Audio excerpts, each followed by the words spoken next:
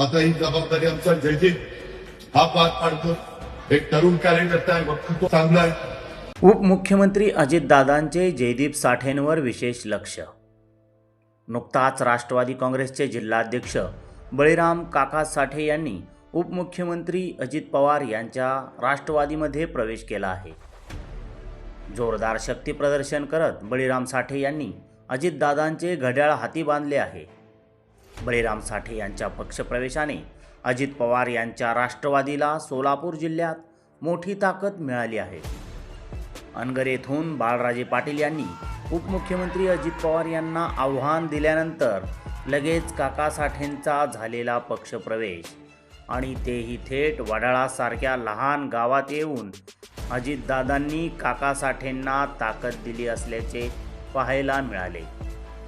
पाठीमागील विधानसभा निवडणुकीत बळीराम साठे यांनी थेट राजन पाटील यांना आव्हान देत यशवंत माने यांच्या विरोधात स्वतः दिलेला उमेदवार निवडून आणला होता। विधानसभेच्या निवडणुकीत काका साठे यांच्या विरुद्ध राजन पाटील असाच संघर्ष उत्तर सोलापूर तालुक्यात आणि मोहोळ विधानसभेत पाहायला मिळाला। थेट मोहोळमध्ये जाऊन बळीराम साठे यांनी आमदार राजू खरेंच्या प्रचाराची यंत्रणा राबविली होती। उपमुख्यमंत्री अजितदादा यांना चॅलेंज देणाऱ्या बाळराजे पाटील यांनी अजित पवार यांचा थेट एकेरी उल्लेख केला होता। हे संपूर्ण प्रकरण राज्यभर गाजले। याच अनगरकरच्या माजी आमदार राजन पाटील यांच्या विरोधात बळीराम साठे यांचे नातू जयदीप साठे यांनी थेट दंड थोपटून आव्हान दिले होते।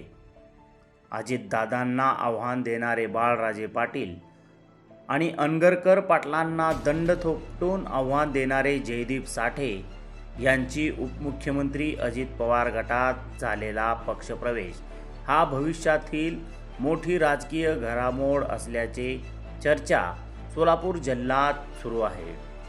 या सर्व घडामोडीवरून उपमुख्यमंत्री अजित पवार यांनी बळीराम साठे यांचे नातू जयदीप साठे यांच्या कमी वयातील मुत्सद्दी राजकारणाची झलक दादांनी ओळखली आहे।